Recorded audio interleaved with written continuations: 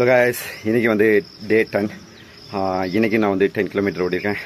ஒரு நாள் பார்த்தீங்கன்னா 12 நாளில் வந்து நான் 10 நாள் ரன்னிங் இருக்கேன். 10 நாளுமே 10 கிலோமீட்டர், 100 கிலோமீட்டர் வந்து நான் கிராஸ் பண்ணியிருக்கேன். ஸோ இது என்னுடைய கைண்ட் ஆஃப் அச்சீவ்மெண்ட். 12 டேஸில் வந்து 10 டேஸ் 100 கிலோமீட்டர் பண்ணது பெரிய அச்சீவ்மெண்ட்டாக நான் ஃபீல் பண்ணுறேன்.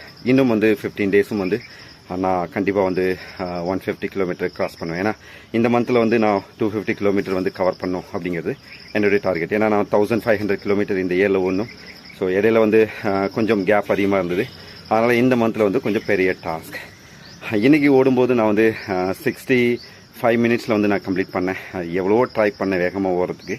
பட்டு இங்கேருந்து வந்து ஓட முடியல. நிறைய லைட்டாக வந்து ட்ரெஸ்லிங் இருந்துச்சு. அதுக்கப்புறம் வந்து ரோடு ரொம்ப ஹீட்டாக இருந்தனால ஸ்வெட்டிங் தான் அதிகமாகச்சே தவிர என்னால் ஸ்டெப்பு போட்டு ஓட முடியல. இருந்தாலும் 10 கிலோமீட்டர் கம்ப்ளீட் பண்ணுவேன் அப்படிங்கிற ஒரு ஹாப்பினஸ் வந்து எனக்குள்ளே இருக்குது.